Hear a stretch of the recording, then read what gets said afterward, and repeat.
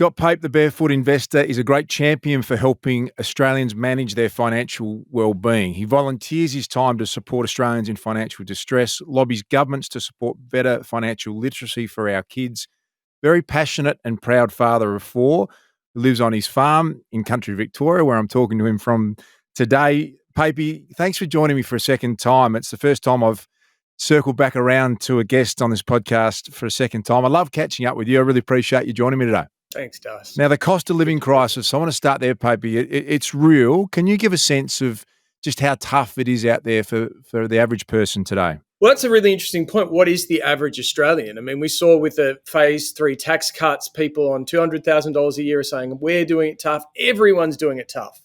And I think the problem is that most people hang around with people on the same income as them.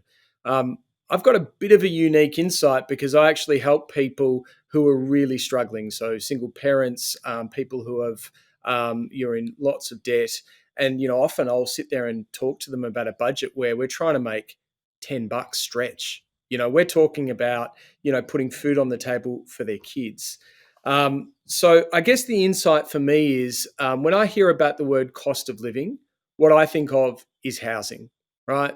That is the number one thing that is the issue in Australia right now. If you've owned your house for about 5 years, generally speaking, you're doing okay because the housing prices, as we all know, have gone up. You've built up a bit of equity. That's not to say that you're not struggling day to day. We know most Australians are struggling day to day, especially if you've got kids in private school and all those sorts of things. But generally speaking, that big block of owning your own home and having some equity there, you're doing okay. It's the people that have just bought their home in the last, say, 3 to 5 years that have copped those 13 rate rises that we were never supposed to get. And it's those people, especially who are renting, that are really struggling right now. I mean, rental affordability is the worst on record. They say it's at a crisis when it's 1.5% vacancy rate. We're at 0.8% right now.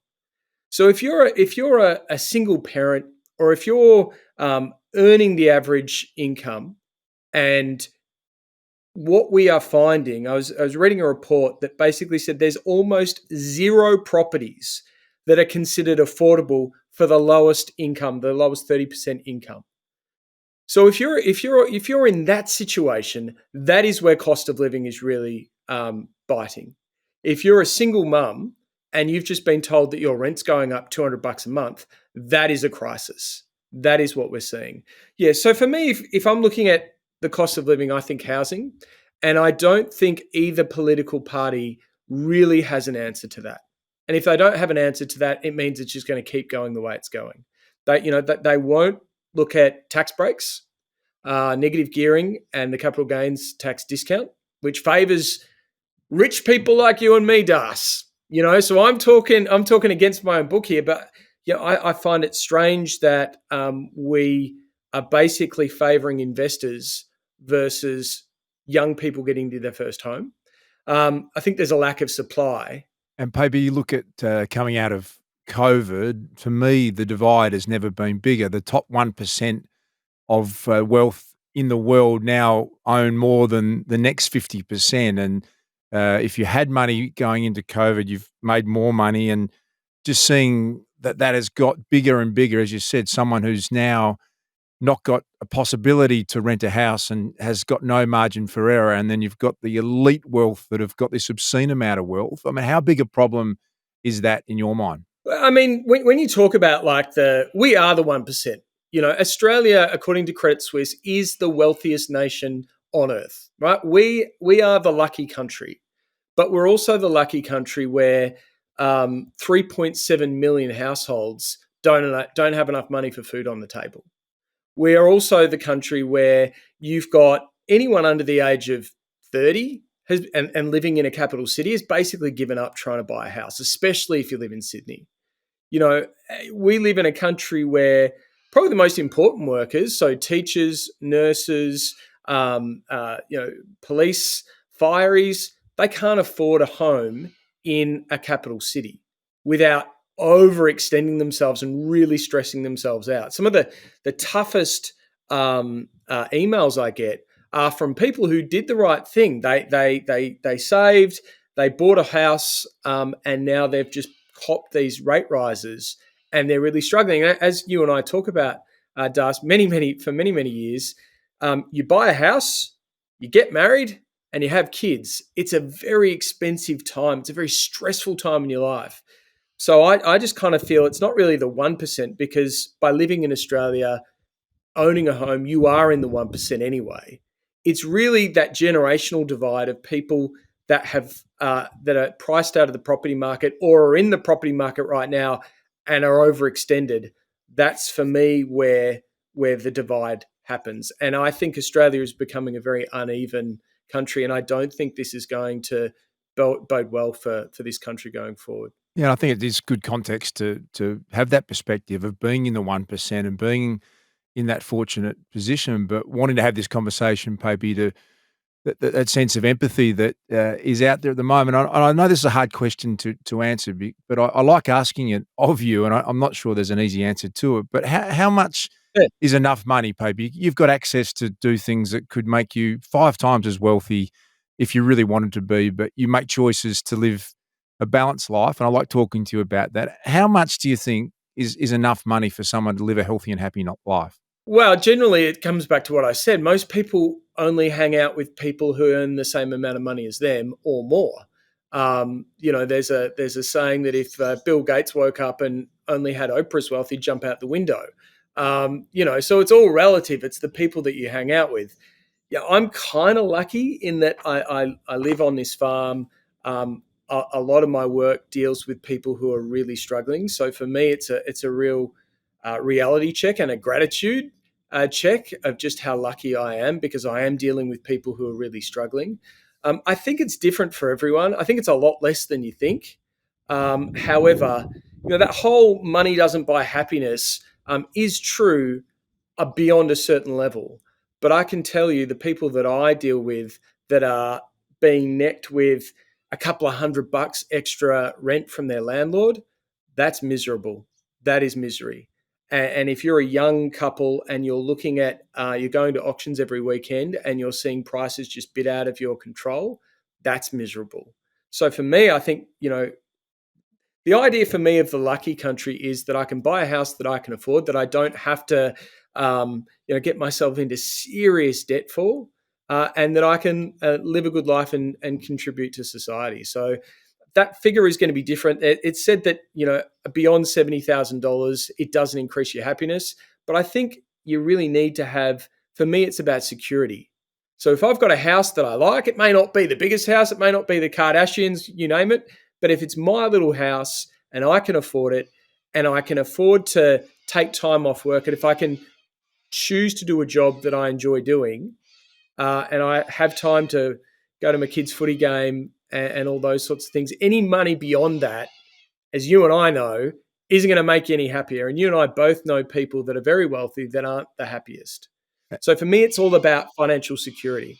And payment at that end of the scale, there's an enormous amount of greed in the world, and I think I've said this to you before. Some of the unhappiest people I've met are the kids of the super wealthy that inherited too Oh, yeah. much money and haven't ever had to think about working. I think Warren Buffett's a great person in your life, and I know you're a devotee of his thinking, and I think he is famous for paying for his kids' education and almost nothing else. I think the quote is, "I want to leave my kids enough they can do anything, but not enough that they can do nothing." And you choose to take your kids on caravan trips, and you go to Europe in a caravan. You could take them on 6-star trips if you wanted to. Why is that so important for you? Warren Buffett, for those who don't know, is one of the wealthiest people in the world. He's generally has been number one. He's sort of in the top five. He's sort of like the Melbourne Demons of the wealth group. And I actually was He's worth fortunate enough to 100 billion spend plus, Pape, time. isn't he? For some perspective, isn't Yeah, he? More yeah, than $100 billion. yes. I was lucky enough to spend time with his son. And my thing is that you can, if you're a rich dude, if you're mega rich, you can spin a line and the media will eat it up. You've got enough money to basically create your own image in the media, but you can't fudge your kids, Hmm. right? And I spent a day with Peter, his son, And what I found to him to be was just a really humble guy. He grew up in a house that was, a suburban house in Omaha. He walked to school. He went to a public school.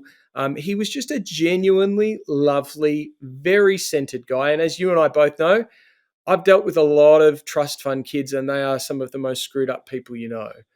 So for me, I kind of looked at it and went, I want my kids to be like that. It's important for me that my kids are hardworking and that they're generous. And a farm here is a really great place for kids to grow up.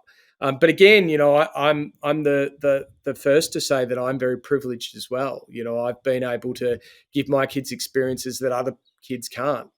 But still, for me, it's really important. It's probably the most important thing that I'm doing. You're hugely passionate about basic financial literacy and not being taught in schools. You wrote a brilliant book about this specifically for families. So, what's the best message you could give to support families to enable us to help with a better financial well-being future for our kids?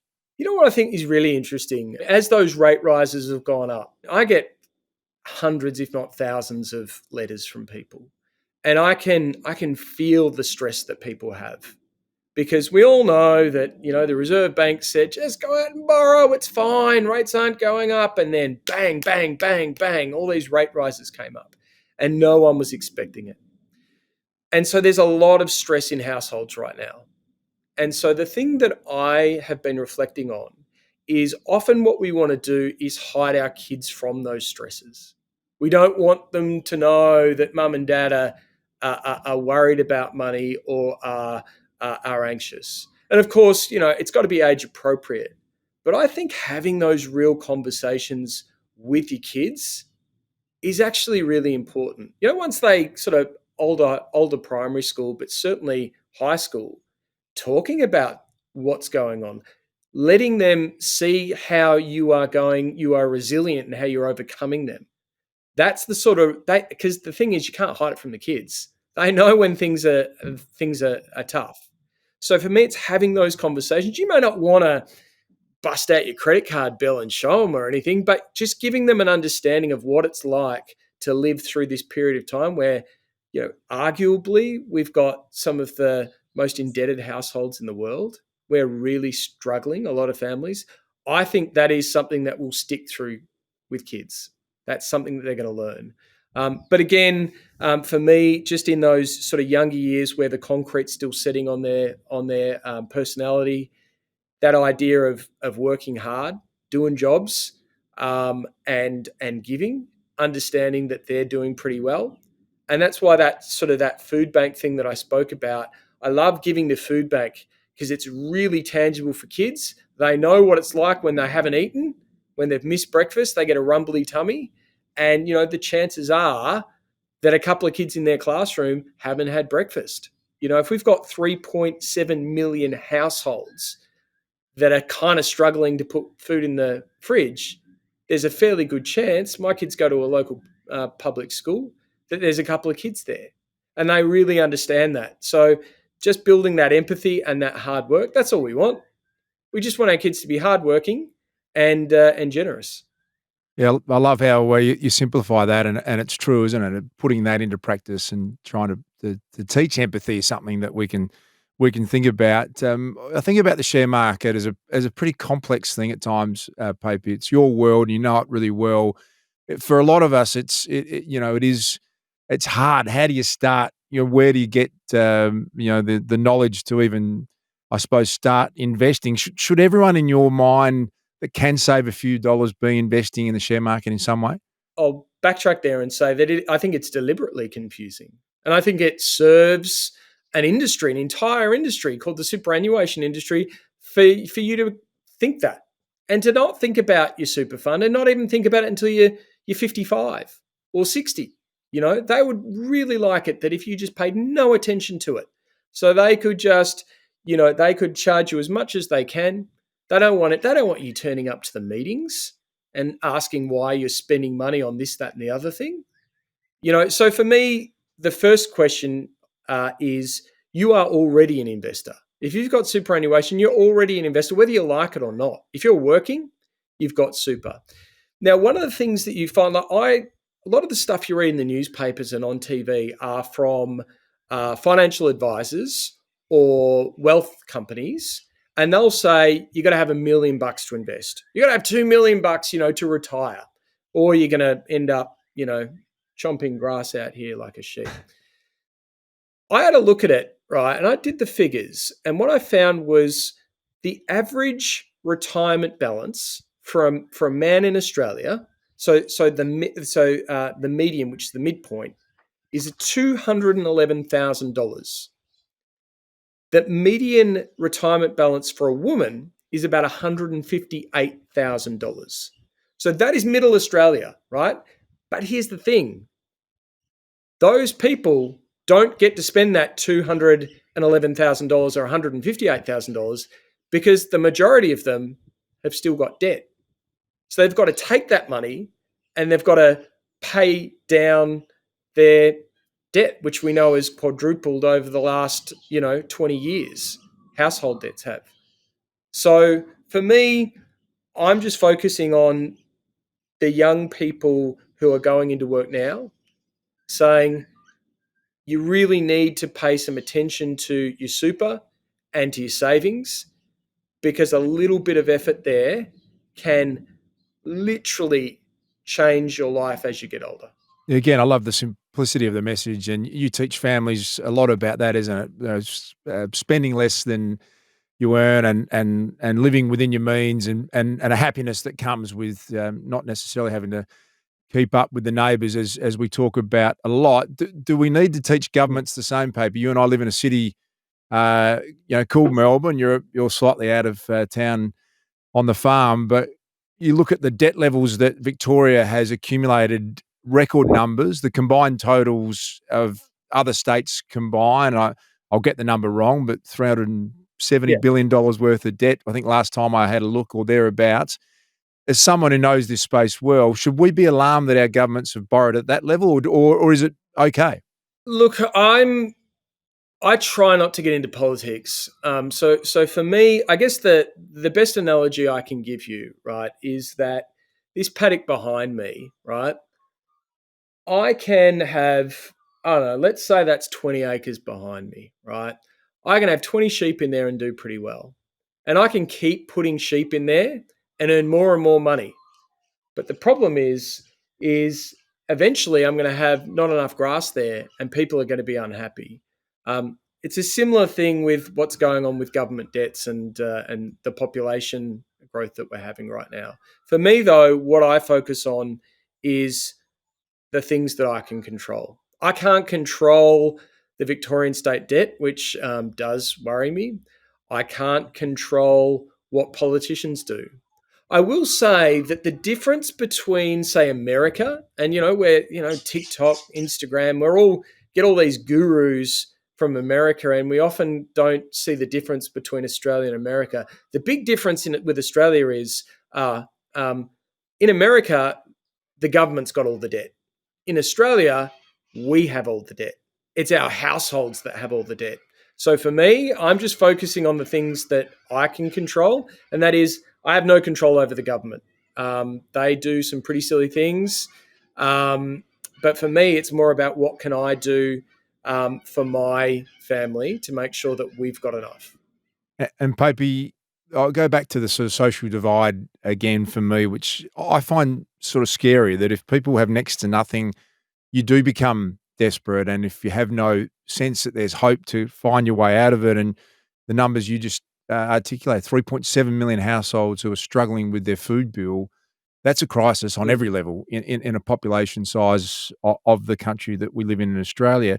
I mean, if you could wave a magic wand to get more equality, is there a fix? Is there something that you would do if you could just, as I said, find a way to influence it? I mean, I've looked at a couple of things. I mean, I think the first thing is that we need to have more housing for single parents and people who are vulnerable. And there are people that doesn't fit their political ideology. But for me, it's not just about those parents. It's about the kids coming through. And so what I've tried to focus on is kind of three things. So the first one is financial education, because we all know that financial education is that one thing that changes your behavior. So we expect a lot from people. We know that probably half of Australia, thereabouts, don't have the basic financial skills to operate in life. They can't work out percentages. They don't really understand super. They've got no idea about private health cover, none of that. So we expect young people to actually understand this stuff. And so I think financial education is one thing. The second one is you've got to help the battlers. You've got to help the people who are hard up. And if you want to see what that looks like if you don't, go to America. See how well that's working out for them by treating those really poor people like they're just a piece of dirt, basically. And then the third thing that I've done is I have this thing. I'm going to give you a plug. It's the Small Business Debt Helpline. So I helped set this up coming out of just before COVID. It's specifically for small businesses that are struggling, that have got debts.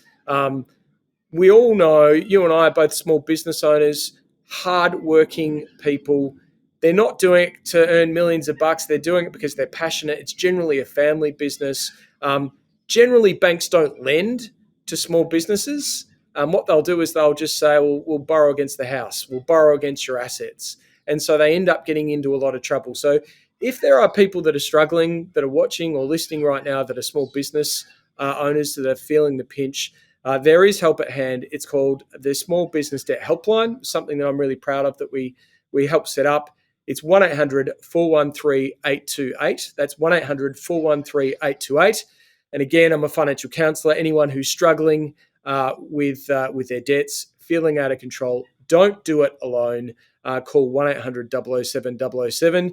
You'll meet up with a financial counsellor. It's a free service. It's independent, and it'll help you get back on your feet. That's why I admire you, Pape, as much as anyone. I think you've got integrity that other people haven't even thought of before. We could spend this time plugging the book that sold more copies than any other book in Australian history, but you're always thinking about giving back and helping small businesses. We'll make sure we put those numbers in all of the show notes post this, and there are people there that can help. It is an incredibly tough time, but I love the fact that you've got someone like you, Pape, who's a voice for people that haven't got a voice in this space. So I really appreciate you jumping on again, mate. I know there's a lot happening in your world, but appreciate the update and some sound advice as always for people who are doing it particularly tough at the moment. Thanks again, mate. Thanks, Das.